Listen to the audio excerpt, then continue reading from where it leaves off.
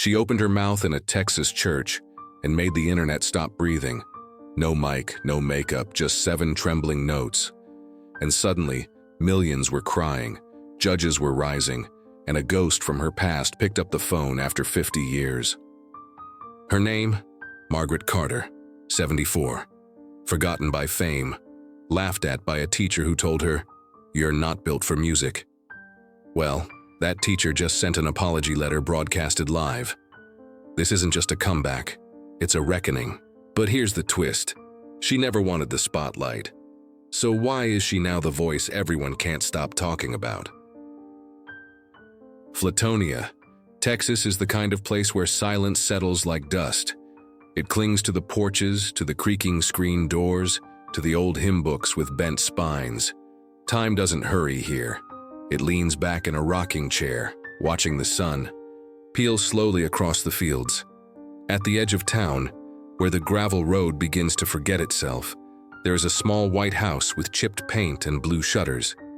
That's where Margaret Eloise Carter lives.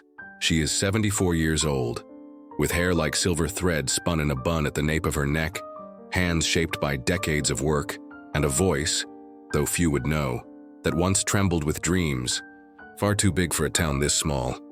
To her neighbors, she's Miss Maggie, the lady who always brings warm blueberry pies to the church potluck, who plants marigolds in the spring, who sings hymns under her breath while pruning rose bushes. Quiet, gentle, almost invisible. But Margaret was not born quiet. There was a time when her voice filled the rafters of her high school auditorium, when she sang with her whole chest, her whole soul, believing, naively, purely, that sound could lift her out of poverty, out of the cracked linoleum floors and secondhand dresses, that maybe if she sang loud enough someone would notice, someone would care. She was 17 when it happened. Her music teacher, Mr. Thomas Haywood, had paused her solo rehearsal. He didn't lower his voice, didn't wait for the other students to leave, just looked her in the eye and said dryly, "You've got lungs but no elegance, like a foghorn. That's not a compliment." Laughter in the room, a few sideways glances. Someone whispered, "Ouch." Maggie didn't cry. She just stopped singing. That same week, she quit the choir, stopped attending practice, turned her back on the dream without slamming the door, just let it close softly behind her, like someone leaving a funeral early. Life rushed in, as it always does when a dream dies. She married Joe Carter, a mechanic with warm hands and a quiet laugh. They had 2 children, both gone now, one to the city, one to the soil. She worked mornings at Maybell's Diner, poured coffee into chipped mugs, sang lullabies only when no one could hear. 50 years passed, not one stage, not one spotlight, only the church, her final gentle refuge. There, tucked into the corner, pew beneath a stained glass window of the Ascension, she let her voice slip free, never loud, never leading, just woven into the fabric of Sunday mornings like sunlight through lace curtains. No one recorded those moments. No applause followed. And that was fine. Truly it was.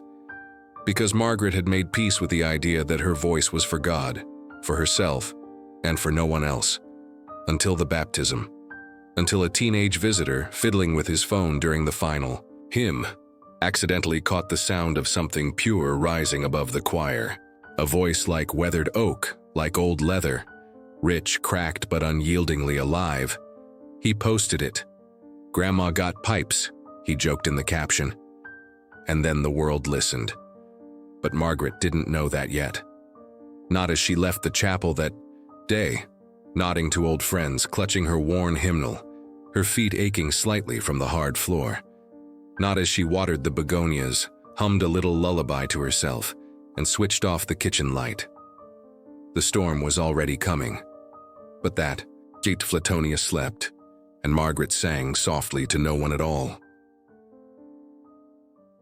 The video didn't go viral like fire. It spread like a whisper. One person sent it to their sister. "You have to hear this woman's voice." Another shared it with the caption, "Made me cry and I don't even know why." It reached a wedding. Singer in New York, a hospice nurse in Seattle, a struggling teen in Brazil. People who hadn't stepped into a church in years watched it, again and again, like trying to hold on to something that kept slipping through the noise of their lives. By Tuesday morning, it had 1 million views. By Friday, it was everywhere. The thumbnail was simple. An older woman in a blue floral dress, head bowed in a pew, mouth open mid-note. The sound was unpolished, untrained, but it held a kind of quiet authority the way mountains do. You didn't hear it so much as felt it. And at the center of that storm sat Margaret Carter, sipping chamomile tea on her porch swing, completely unaware. It wasn't until Pastor Langley showed up at her door, slightly breathless, holding his phone out like it was glowing, that she realized something had shifted. "Miss Maggie," he said, voice hushed with disbelief. "I think you should see this." She squinted at the screen, watched herself, her own hands trembling slightly as she turned the page, her voice rising into the final verse of "How Great Thou Art." Watched the room fall silent in the clip. Watched the comments flood in like rain. "This woman sounds like grief and hope had a baby. I haven't cried like this since my grandmother passed. Where can I find her album?" She set the phone down. "Oh my," she whispered. Then the call came. It was a woman named Renee, a casting producer from Star Voice USA. Her voice had the sharp polish of Los Angeles, cheerful, clipped, but clearly trying to contain excitement. "Miss Carter," she said, "we'd love to fly you out for a special audition, just a short segment. The world wants to hear more." Margaret blinked. I'm not a performer, dear. I just sing because it feels good." "That's exactly why they'll love you," Renee replied. "We'll take care of everything. You'll just sing, just be yourself." She hesitated, and in that pause was the echo of a 17-year-old girl humiliated in a crowded music room, of a door softly closing, of a lifetime lived on mute. "I don't think I'm what people expect," Margaret said quietly. There was a pause on the line. Then Renee chuckled, not unkindly. "Trust me, that's the point." The flight to Los Angeles was Margaret's first in decades. She clutched her worn handbag the whole time, looked out the window like a child, heart thudding too loud in her chest. At the hotel, the bed was too soft, the room too quiet. Her cardigan hung in the closet like a question mark. She almost backed out the morning of the taping. She stood by the window, watching the palm trees sway, her reflection ghosting in the glass. The old fear was back, clawing its way up from the ribcage. "You'll embarrass yourself, they'll laugh. You'll be a meme by dinner." She nearly reached for the phone, but instead she opened the nightstand drawer. Inside was a small Bible, the kind hotels always kept. She didn't read from it, just held it, pressed it to her chest, let her breath slow. "I'm not doing this to be famous," she whispered to herself. "I'm doing this because I still can." Backstage, the other contestants sparkled like confetti. False lashes, vocal warm-ups, last-minute selfies. Someone offered her a bottle of water. Another girl, barely 20, gave her a thumbs up and said, "You've got this, Grandma." Margaret smiled, politely, but her hands were ice. From behind the curtain, she heard the producer's voice through the headset. "Next up, we've got a very special guest. Margaret Carter, 74, from Flatonia, Texas." The assistant whispered, "You're on in 5. She stepped forward, stage lights, murmurs from the audience, a camera swinging slowly in her direction like a quiet judgment. The judges barely looked up from their notepads. Simon Blake yawned. "All right, Miss Carter, impress us." She said nothing. The piano began. Margaret closed her eyes and began to sing, not loudly, not boldly, but with the kind of stillness that commands a room, like the first snow after a long drought, like a mother's hum at a deathbed. The kind of sound that didn't chase applause, but drew it helplessly from the soul. Within seconds, the room changed. The camera crew froze. One judge's pen dropped. The audience leaned forward, not out of curiosity, but reverence. She wasn't just singing a song. She was unburying something, years of silence, of swallowing back dreams, of hearing over and over, "You're not good enough." And still she sang. She didn't know it yet, But the moment that final note faded, the rest of her life would never again be lived in shadows. The silence that followed her last note wasn't empty. It was sacred, thick with disbelief, thick with something heavier than applause. A beat passed, then another. Margaret stood, hands slightly curled at her sides, breathing softly into the lights.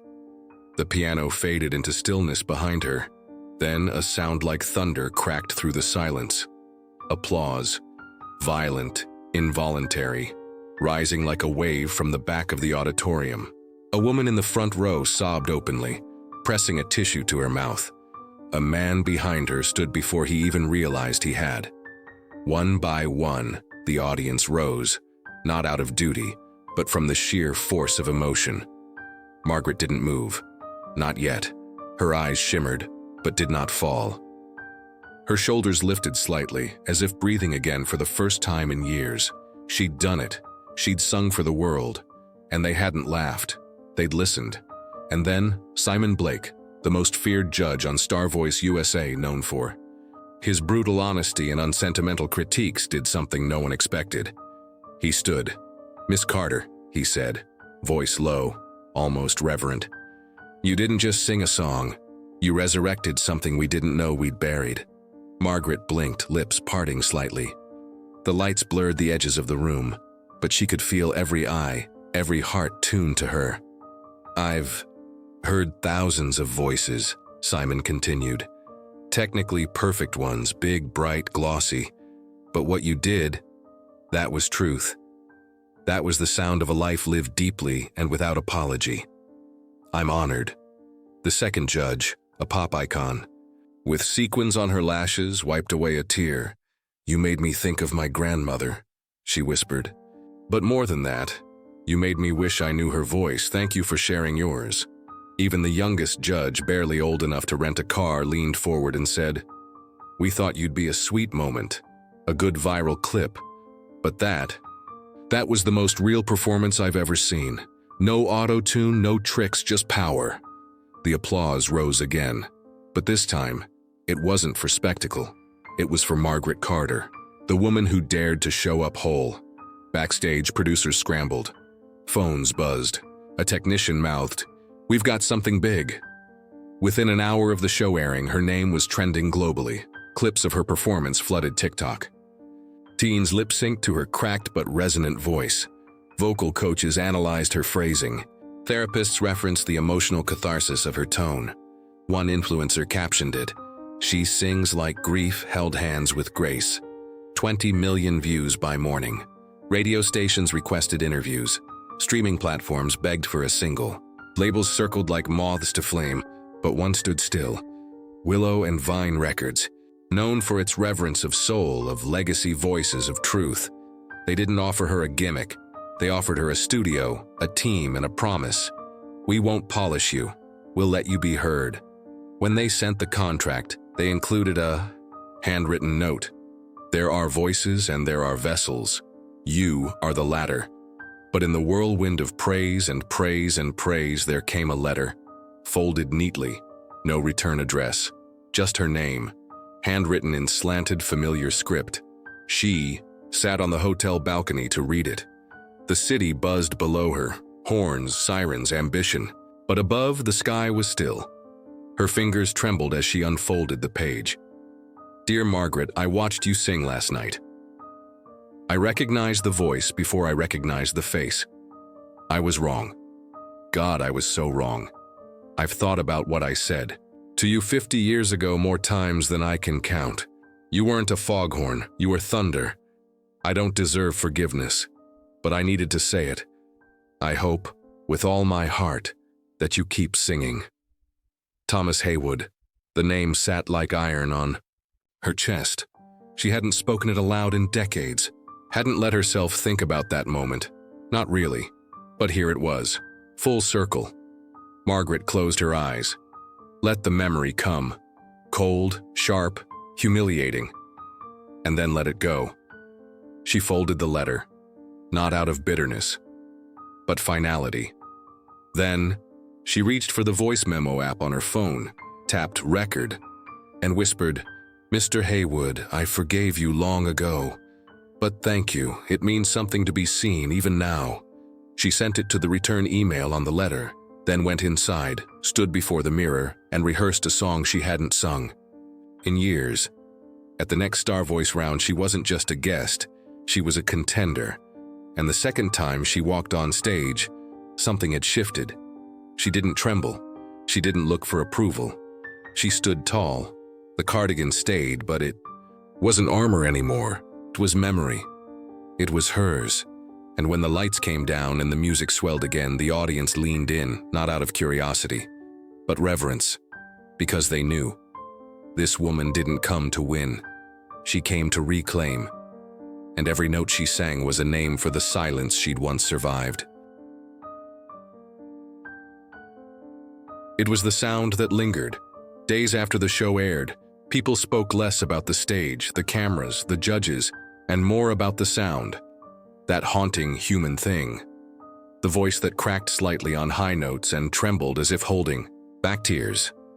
The voice that didn't chase attention. It held space. Margaret Carter's name lit up news tickers, trending lists, and morning talk shows. She didn't have a manager. She didn't know how to do interviews or wear camera-ready makeup. But still, the world leaned in closer, wanting more. Not just another song, they wanted to know her. Her photo, weathered smile, silver bun, floral dress, was plastered next to headlines. The voice that time forgot. 74-year-old Texas woman. Redefines stardom, healing the internet one song at a time. But none of it moved Margaret quite like a letter she received 3 days later. This one not from her past, but from a girl in Michigan. 17, same age Margaret had been when her own dream had been buried. "Dear Miss Carter, I watched you sing and I couldn't stop crying. Not because you were perfect, but because you were so clearly you. I was about to quit music. My teacher told me my voice was too dark, not marketable. Then I saw you, and now I want to sing like I mean it, like you do. Thank you for giving me back my voice." Margaret read it 3 times, pressed her palm gently to the page, then placed it in her suitcase between the folds of her cardigan. That week, Willow and Vine flew her to Nashville. They didn't rush her, didn't pair her with songwriters trying to chase trends or churn out a hit. They asked her what she wanted to sing. She thought for a moment, then answered, "Songs that sound like truth, like memory, like sorrow that didn't win." They nodded, and so began the slow work. Her debut album was titled Unspoken Songs, a collection of hymns, folk ballads, and original pieces she wrote quietly at night with a pen and an old leather notebook. Songs about girls who were told to be quiet, about waiting rooms, about sunlight on old wood floors, about forgiveness that didn't ask for applause. One track, Hollow Victory, began with the line, "I gave up my song before it knew my name." It went viral before it was even released. A snippet leaked, just her voice over a single guitar, and TikTok creators flooded in. They choreographed dances, filmed slow-motion montages of grandparents, friends overcoming illness, children finally being adopted. But the biggest surprise came from someone no one expected. Simon Blake, the famously cold judge, posted a clip from Margaret's audition. Over it, he added only 5 words. "This is why we listen." 6 million views, 30,000 comments. Margaret's response? She chuckled and said, "Well, I'll be." Then one morning, she awoke to find a strange request in her email inbox. It was from the Star Voice production team again. But this time, they weren't inviting her back for competition. They were offering her the stage. "The finale," the email read, "has an open slot. 1 performance, just you, no contestants, just a moment." She stared at the screen, not because she didn't know what to say, but because she did. She typed back, "I'll bring the silence with me." The night of the finale was louder than she remembered. Brighter. Bigger.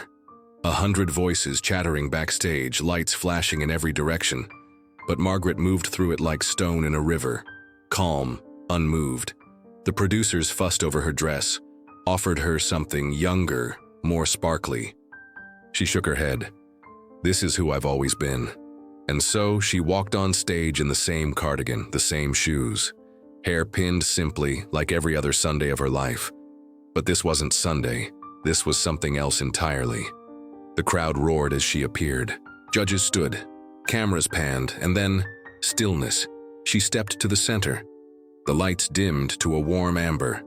No pyrotechnics, no backup dancers, just her, just the sound of breath in the dark. Then she began. The song was called Light Beneath the Door. It told the story of a girl who sang alone, who once believed the world wasn't listening, who left her voice behind like a coat in spring, and who, 50 years later, found it waiting where she'd left it, still warm. And when she sang the final line, the entire room stood again. Not for the voice, but for the woman, for the years she'd waited, for the silence she'd broken, and in that moment, Margaret Carter wasn't just a singer or a grandmother or a story gone viral. She was a reminder that the things we hide are often the very things that heal others. That truth, when sung, doesn't age, and that sometimes the greatest applause comes not when we seek it, but when we finally stop running from it. The standing ovation lasted nearly 2 minutes. People didn't just clap. They stood with her as if rising erased the years they'd spent sitting through noise, waiting for something real. And in that moment, no one cared that she was 74, or that her voice cracked on certain notes. They cared that she had given them something that had become increasingly rare: stillness, honesty, permission. When Margaret walked off that finale stage, she wasn't the same woman who had once stood, trembling in a back pew in Flatonia. Something had settled in her chest, something rooted, something right. She didn't need to look back anymore, because now the world wasn't just watching, it was listening, and listening changed everything. Back in Flatonia, a town where not much changed, everything quietly had. The Welcome to Flatonia sign now had a new plaque beneath it. Hometown of Margaret Eloise Carter, National Treasure. The church filled fuller each Sunday, not because of spectacle, but because people wanted to remember what they'd heard in her voice. Children mimicked her tones during choir practice. Elderly women held their heads higher at the grocery store. They all knew now that time wasn't a thief. Sometimes it was a gardener, Margaret's home, the white one with blue shutters filled with letters. Hundreds a week. From strangers, from old friends, from women who said they were Margarets too, but never dared to speak. One read, "You reminded me I'm not too late, that maybe the story I thought was over is still waiting for its chorus." Another, "I sang today for the first time in 30 years. You gave me back something I buried." She didn't try to reply to all of them, but she read every single one, sometimes aloud, sometimes in the quiet of dusk when the cicadas sang beside her. Her album, Unspoken Songs, debuted at number 3 on the Billboard charts. She didn't tour stadiums. She performed in small intentional spaces, cathedrals, libraries, recovery centers, places where silence was familiar and music could land gently. She sang with orchestras. She sang with folk duos. She sang with young girls who clutched her hand like it held a spell, and she sang with herself. One morning, while setting up for a small concert in a retirement home, she passed a mirror and caught her reflection tuning a mic. She smiled, not out of vanity, but recognition. "There you are," she whispered, and then came the letter that made her cry. It was from a familiar address, in careful cursive. "Dearest Margaret, your music reached me in my hospital bed. My fingers are too weak to play piano now, but your voice filled the silence. I wish I could go back to that classroom and start over. I would tell 17-year-old you, sing louder, I'll listen. Thank you for forgiving me. I hope wherever you go next, the light finds you first. Yours, Thomas E. Haywood." She pressed the page to her lips and wept, not for sorrow, but release, because that was the final note, the one she never got to hear. And now, she had her final. Public performance came one autumn evening in a quiet theater outside Austin. No cameras, No fanfare, just candlelight, a grand piano, and a room of people who had carried her songs in their pockets like lucky charms. She ended the night with a whisper of a tune, a lullaby she once sang while washing dishes. It wasn't on any album.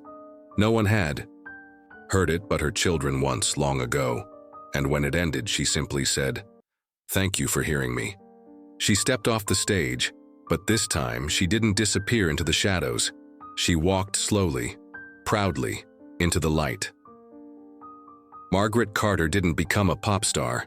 She became something rarer, a voice that reminded the world what it meant to be seen, not for gloss or youth or perfection, but for endurance, for truth, for the audacity to return to a dream that had once turned its back.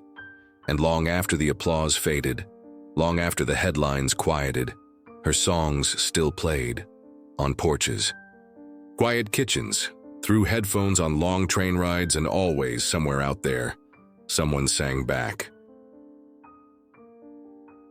If this story touched your heart, if Margaret's voice reminded you of something lost or something worth finding, please share it.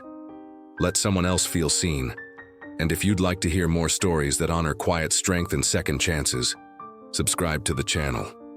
Your support helps keep voices like hers echoing where they were, once silenced.